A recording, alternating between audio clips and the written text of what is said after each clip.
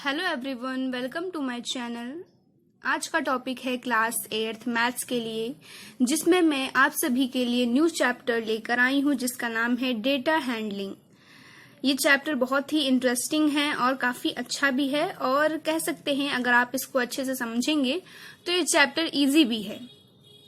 तो चलिए हम लोग इसको समझते हैं। इसको समझने के लिए कुछ चीजें जान लेना बहुत ही जरूरी है कि सबसे पहले हम लोग ये जानेंगे कि डेटा आखिर होता क्या है। तो इसकी सिंपल सी डिफिनेशन है अ कलेक्शन ऑफ इंफॉर्मेशन। उससे हम लोग डेटा कहते हैं, यानी भी किसी भी इंफॉर्मेशन का हम लोग जो कलेक्ट करते हैं उसी को हम लोग डेटा कहते हैं। किसी भी चीज में हो, जैसे कि न्यूज होती है तो न्यूज में काफी सारी न्यूज़ेस होती हैं, इंफॉर्मेशन होती है काफी सारी चीजों की, तो उसका कलेक्शन होता है, हम लोग को न्यूज चैनल्स पे दिखाया जाता है, तो वो एक तरह का डेटा हुआ।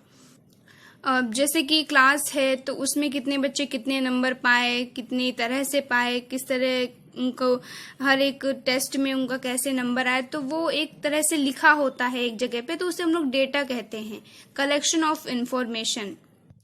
और ये भी बता दूं कि डाटा जो होता है वो आपकी 2 टाइप्स के होते हैं। एक आपका होता है प्राइमरी डेटा और दूसरा होता है सेकेंडरी डेटा। ये क्या होते हैं? प्राइमरी डेटा वो होता है वो इंफॉर्मेशन, डाटा हम लोग को पता है कलेक्शन ऑफ इंफॉर्मेशन, यानी कि वो इंफॉर्मेशन जो कलेक्ट की जाती है वो हम खुद करते हैं, उसे हम लोग कहते हैं प्राइमरी डेटा, यानी कि ऐसा कलेक्शन जिसे हम लोग खुद कलेक्ट करते हैं। और सेकेंडरी को कहते हैं अदर लोगों से कलेक्ट करवाना। जैसे कि अभी मैंने आपको न्यूज का इंफॉर्मेशन दी थी, तो उसमें क्या था, डेटा आप सभी तक आता है, मतलब न्यूज चैनल में सभी बताते हैं, लेकिन वो किसी और के द्वारा आपको प्राप्त होता है, किसी और के द्वारा मिलता है। न्यूज चैनल में जो एंकर्स होते हैं वो आपको वो डाटा बताते हैं, तो इसलिए सेकेंडरी डेटा का एग्जाम्पल हो सकता है न्यूज चैनल में जो देते हैं, और आप इससे अच्छे से समझ में भी आएगा। तो चलिए अब इसका दूसरा टर्म जान लेते हैं। दूसरा टर्म हमारा होता है फ्रीक्वेंसी। फ्रीक्वेंसी वो होता है a particular number which occur many times, यानी कि एक कोई नंबर जो बहुत ज्यादा बार आए, है ना, एक कोई नंबर जो बहुत ही ज्यादा बार आए उसे हम कहते हैं फ्रीक्वेंसी। ठीक है, जैसे कि एग्जाम्पल की बात करें, मान लीजिए ये आपका डेटा दिया गया है, खूब सारे नंबर्स दिए गए हैं।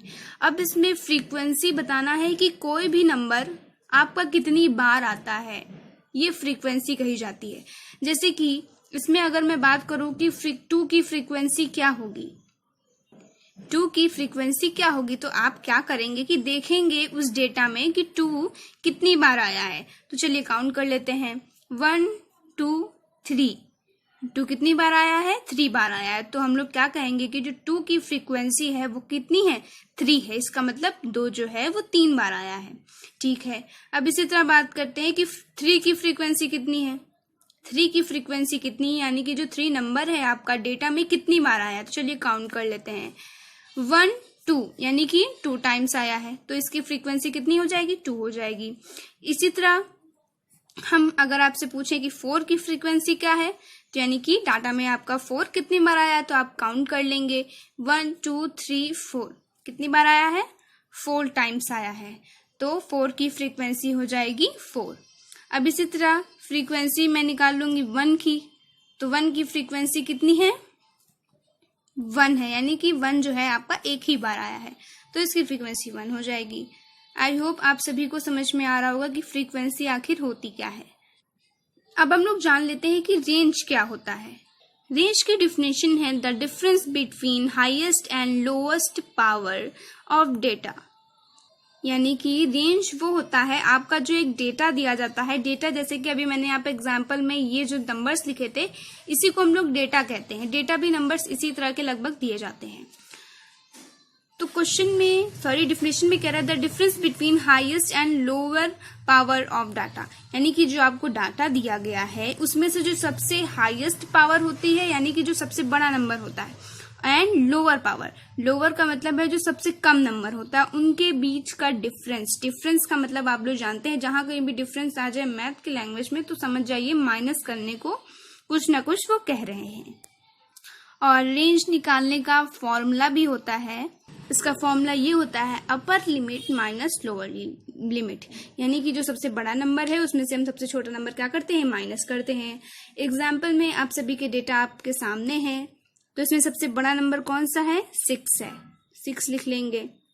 और इसमें सबसे छोटा नंबर कौन सा है, 2 है, तो हम लोग 2 लिख लेंगे। अब इसमें से माइनस करेंगे तो आपको कितना आएगा, 4। तो यानी कि इस डेटा की जो रेंज है वो कितनी है, 4 है। तो चलिए अब हम लोग फ्रीक्वेंसी डिस्ट्रीब्यूशन टेबल बनाना सीखते हैं। क्वेश्चन आप सभी के सामने है। जिस तरह का क्वेश्चन आपको आपकी स्क्रीन पर दिख रहा है, लगभग इस चैप्टर में इस पार्ट के जितने भी क्वेश्चन हैं वो सारे इसी तरह के हैं। क्वेश्चंस में दिए जाते हैं और आपको फ्रीक्वेंसी टेबल ड्रॉ करनी होती है और 1-2 क्वेश्चंस भी पूछते हैं, उनके आपको आंसर देने होते हैं। तो चलिए पढ़ लेते हैं कि क्वेश्चन क्या कह रहा है। The number of children in 10 families of a village are, यानी कि एक विलेज है जिसमें 10 फैमिलीज हैं, उनके जो बच्चे हैं, 10 फैमिलीज में जो बच्चे हैं वो उनका डेटा आप सभी को दिया गया है। ये देखिए, आप देख रहे हैं, ये डेटा आपको दिया गया है। इस डेटा को आपको एक टेबल की तरह ड्रॉ करना है। आप सब लोग समझ रहे हैं कि इस डेटे को आपको फ्रीक्वेंसी टेबल की तरह ड्रॉ करना है। डरने की कोई बात नहीं है, अभी मैं आपको बताऊंगी तो आप अच्छे से ड्रॉ करना सीख जाएंगे। तो चलिए शुरू करते हैं। तो फ्रीक्वेंसी टेबल बनाने के लिए सबसे पहले हम इस तरह की टेबल बना लेंगे। आप कोई भी क्वेश्चन करिए, अगर जिसमें भी फ्रीक्वेंसी टेबल आपको बनाने को कहते हैं तो आप सबसे पहले इस तरह की टेबल बना लेंगे, ठीक है। अब जैसे कि और उस टेबल में आप 3 कॉलम्स बनाएंगे, जैसे कि मैंने यहाँ पे बनाया है। अब आपको क्या करना है, फर्स्ट कॉलम में जैसे कि मैंने यहाँ पे डाला है नंबर ऑफ चिल्ड्रन, ये जो यहाँ पे हेडिंग पड़ती है वो क्वेश्चन के हिसाब से पड़ती है, ये आप लोग हमेशा ध्यान रखिए। और जो उसके जस्ट बगल वाला होता है उसको हम लोग कहते हैं टैली मार्क,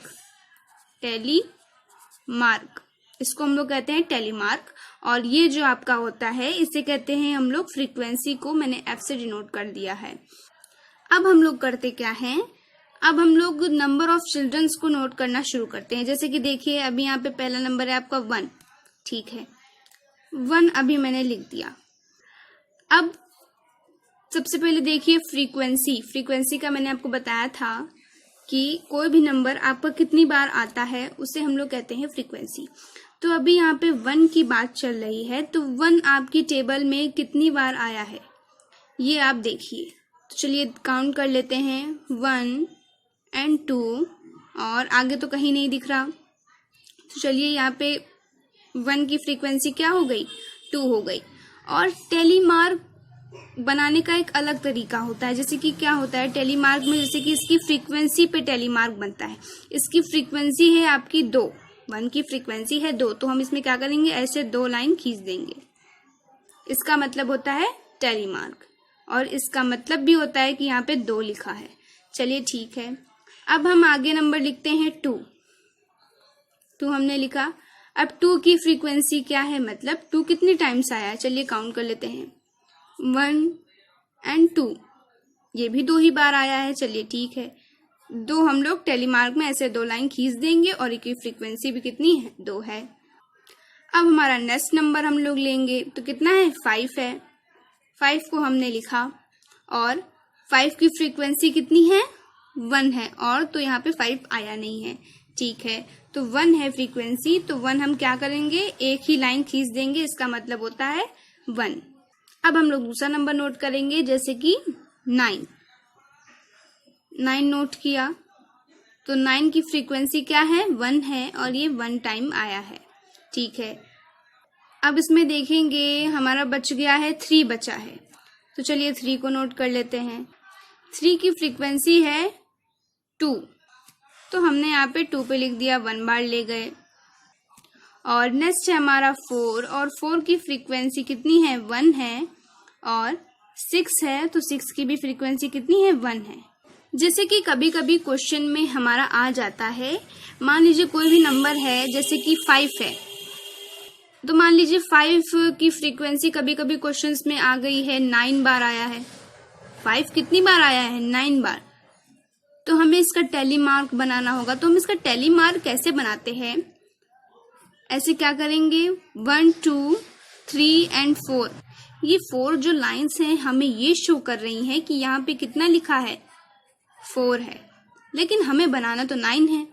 तो हम क्या करते हैं, टैली मार्क में ये 4 तो हमें डिनोट कर रहा है, 5 बनाने के लिए हम इसको एक ऐसे लाइन कट कर देते हैं। अब ये हमें शो कर रहा है कि ये 5 है। ओके, अब हमें बनाना 9 है, तो हम क्या करेंगे, 1 2 3 4 5 हो गया, 6 7 8 9, ये आपका क्या शो कर रहा है, पूरा आपका 9 शो कर रहा है। ऐसे ही बनती है फ्रीक्वेंसी टेबल। और ध्यान रखिए 5 बनाने के लिए आप ऐसे ही लाइन कट करेंगे। अगर आप ऐसे कट कर देंगे तो ये गलत माना जाएगा। जैसे कि मान लीजिए कभी कभी आपका 3 दिया गया है और 3 की फ्रीक्वेंसी है 6, है ना, तो कैसे आप करेंगे, सेम हैज 1 2 3 4 और 5 से कट कर देंगे, ये 5 हो गया, और ऐसे एक लाइन खींच देंगे, ये 6 हो जाएगा। तो ये आपका पूरा है, कितना है, 6 है। आई होप आप सभी लोग को समझ में आ रहा होगा। तो इस क्वेश्चन के हिसाब से हमारी ये फ्रीक्वेंसी टेबल जो रेडी है। और अब बारी आती है कि इसको चेक कैसे करें कि हमारा सही है कि गलत है। तो चलिए मैं भी बता देती हूँ। आप क्या करेंगे, फ्रीक्वेंसी के जो नंबर्स निकले हैं, आपने जो निकाले हैं, इनको आप क्या करेंगे, काउंट करेंगे। और काउंट करने पर हमारा क्या आना चाहिए, 10 आना चाहिए, 10 आना चाहिए, या फिर जितने बार नंबर लिखे हैं उतनी डिजिट आनी चाहिए। यानी कि नंबर देख लीजिए यहाँ पे कितनी बार लिखे हैं, 1 2 3 4 5 6 7 8 9 10 बार लिखे हैं। तो आपका ये फ्रीक्वेंसी काउंट करके भी 10 ही आना चाहिए। अगर 10 आता है तो मतलब आपने जो बनाया है टेबल वो सही है, नहीं आता है तो मतलब कहीं मिस्टेक हो गई है। तो चलिए हम लोग काउंट कर लेते हैं, 2 2 4 6 7 8 एंड 9 10। काउंट करने पर कितना आ रहा है, देख लीजिए यहाँ पे 10 आ रहा है। तो यानी कि ये जो हमारी टेबल है वो बिल्कुल सही है। और आप इसी तरह के लगभग सारे क्वेश्चंस होते हैं, आप लोग सॉल्व करिए, क्वेश्चंस के आंसर दीजिए। और अगर कोई भी प्रॉब्लम होती है तो आप लोग कमेंट में लिख के बता सकते हैं। तो इसी के साथ मिलते हैं मैथ्स के एक नए वीडियो में एक नए टॉपिक के साथ।